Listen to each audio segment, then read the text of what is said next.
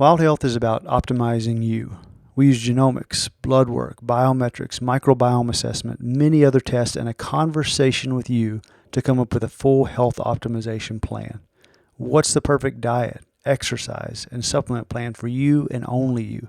The Wild Health podcast is about optimizing all of us. Here we cover the cutting-edge science that gives you the base to be able to apply the personalized plan we give you as a patient. To sign up as a patient, go to wildhealth.com. Or if you're a physician or health coach and you want to learn how to do this for your patients, we're happy to help as well. Wildhealth.com for all the information on becoming a patient or working with us. Good morning, June 6th, Saturday. Thanks for joining us for a Wild Health update. First off, we apologize. It's been about 2 weeks since we've talked to you. Turns out there's been a lot going on in the world in the last 2 weeks.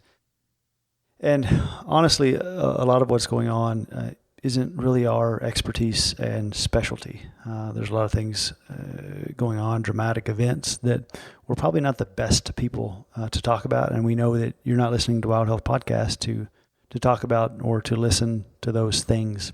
So we're going to stick to medicine today, and we're going to start trying to give more regular updates as well. And we're going to try to be very specific and purposeful about what we talk to you about and continue to talk about COVID-19 because it's still a big deal, but also start talking about more of the genomics-based personalized medicine, which is what our core focus and what we really do. So today we're going to give you another COVID-19 update. And the reason we do want to continue to do that is I am a little surprised, Mike, about how much of a backseat this has taken recently. I guess I'm not surprised, but I guess more than surprised, a little worried about how we aren't really talking about it. It seems the focus is completely on reopening, and the numbers are interesting when you look at them from that perspective. For example, data from the Financial Times shows that the 7-day rolling average of daily coronavirus deaths in the United States has actually risen slightly. So I think it's just important to mention that as we continue to try to be safe and to try to open up. This is not really technically slowing down. Hopefully it will. We're into the summer months and people are being very careful, but it's important to point out that it's not. It is in certain places that had big peaks like New York and others, and we've talked about this, but on average in most of America, it's not really going down that much. The outbreak in Brazil continues to accelerate. Brazil reported more than 30,000 new cases in the past day alone, its second highest daily total yet. Brazil continues to have the highest daily incidence in the world with more than 600,000 total cases and counting. It's got the largest outbreak outside the United States now. And then nearby in Peru and Chile, they're also battling with their own growing outbreaks as they are in Mexico and Panama. Meanwhile, a second wave of new cases is hitting countries that were already hard hit in the early stages of the pandemic. Iran reported more than 3,500 new coronavirus cases in the past day, surpassing the peak of its first wave to become the country's highest daily case count and further demonstrating that no population is immune to a resurgence. And that's certainly concerning given the fact that we are currently opening up and people are getting together in extremely large groups. So I sure hope that's not where the U.S. is headed as well. In U.S. news, the United States is on track to surpass 2 million coronavirus cases in the next few days as hotspots continue to flare up. Florida, for example, reported more than 1,400 new cases in the past day, its highest daily case count yet. Nevertheless, the state continues to move forward in opening back up, with most regions already in phase 2 of reopening. New York City Mayor Bill de Blasio confirmed today that the city will move forward with its plan to start reopening on Monday. The impact of the continued crowds of protesters on the pandemic remains to be seen. Mayor de Blasio emphasized that police officers responding to crowds have been instructed to wear face coverings at all times and encourage protesters to do the same. Two major medical journals, The Lancet and the New England Journal of Medicine, have retracted recently published studies on the use of hydroxychloroquine in COVID-19 patients amid growing concerns over validity of the underlying data. Results from both studies indicated an increased risk of mortality and cardiovascular complications among patients treated with hydroxychloroquine with no measurable benefit in outcomes. However, both studies relied on data from the same company, whose data collection methods and accuracy have recently been called into question by members of the scientific community. Separate studies that still remain in print, however, use different data sets, which continue to find no benefit associated with hydroxychloroquine treatment in COVID-19 patients. So what does this mean? A couple of studies that showed that hydroxychloroquine increased your risk of cardiovascular disease and potentially had negative side effects have been pulled based on data concerns. But the overwhelming data that we still have, even if you consider the ones that have, or if you consider the ones that haven't been pulled, still suggests that hydroxychloroquine doesn't work. So what does it really mean?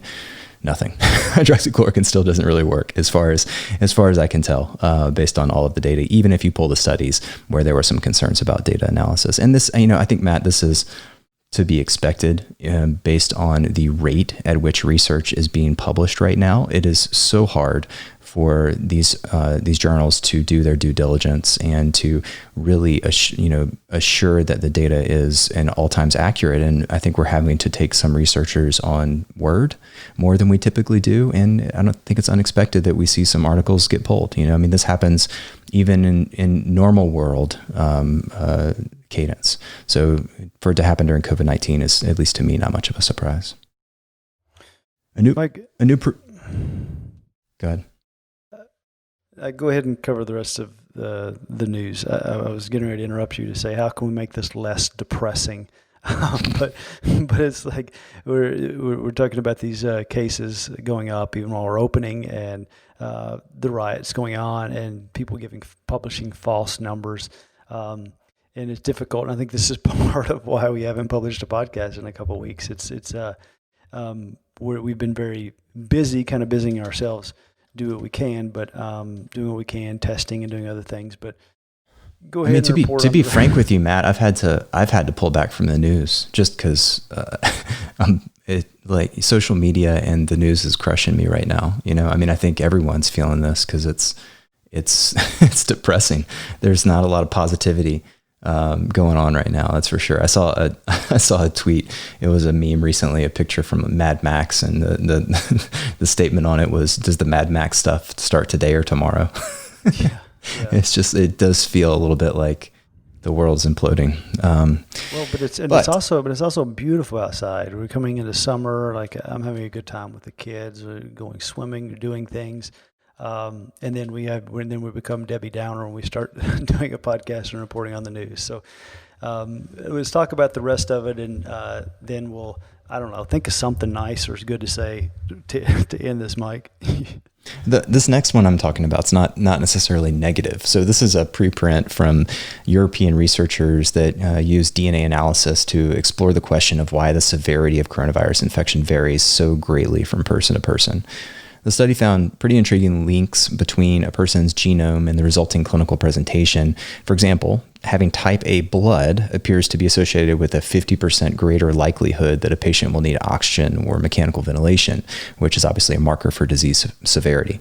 The study also identified pretty surprising genes that do not appear particularly involved in disease severity. For example, it's already been established that the coronavirus uses the ACE2 enzyme to attach to the human cell and enter the cell. A patient's genetic variation in the genes that code for ACE2, however, did not affect a person's risk for severe COVID-19, which is really interesting because I think pretty much all of us expected that it would. For example, if you've got specific ACE2 enzymes, maybe those enzymes are more active, or they attach to the virus better, or they don't attach to the virus. But it turns out that all the different variations didn't seem to have really any effect on how bad of a disease process of COVID-19 that you have. So I think it's interesting. We've still got a long ways to go with the whole genetic profile. It takes a long time to run that much data. But I expect we're going to be seeing a lot more studies like this coming out soon, and hopefully it'll give us some more insight into how we can treat this disease process.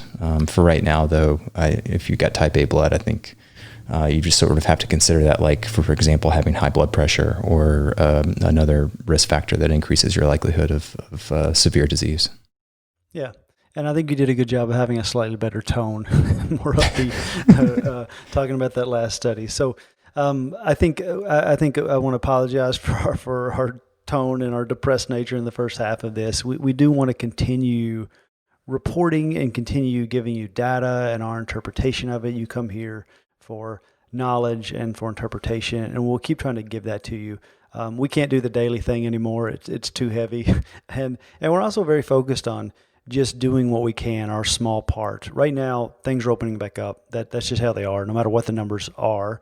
So what we've decided is our small part is testing, screening, and we've been doing that. We've been doing thousands of tests.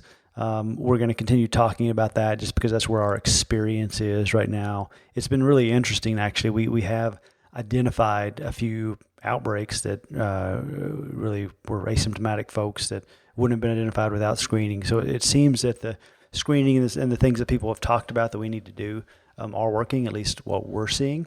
So we'll continue talking about that. We're going to release a podcast in a couple of days of a webinar we did on pooled testing, just to continue beating that drum as hopefully more and more labs will start doing that. And again, we'll start talking about the health optimization again soon. Even though we're not going to be out of this pandemic anytime soon, we still want to go outside, which I'm going to do right now to try to lift my mood, get out in the sun, enjoy the outdoors, and we're going to continue doing our part, and we'll continue to report it to you, but we'll probably do less and less COVID updates in the future and more genomics-based precision medicine, because that stuff's fun, and it's easier to talk about than deaths and global pandemic and everything else that's going on. Mike, you're supposed to tell a joke or something to end this. Unlike I don't. 3 viruses walk into a bar. No, I don't have that. All right. Well, tune in next time. Mike will have a great joke for you then. All right. Thanks for listening to the Wild Health Podcast. If you found it helpful, give us a 5-star rating and write a review on iTunes. It really helps the podcast, and we greatly appreciate it. If you want to be a client or you want to work with us, go to wildhealth.com. Thanks again.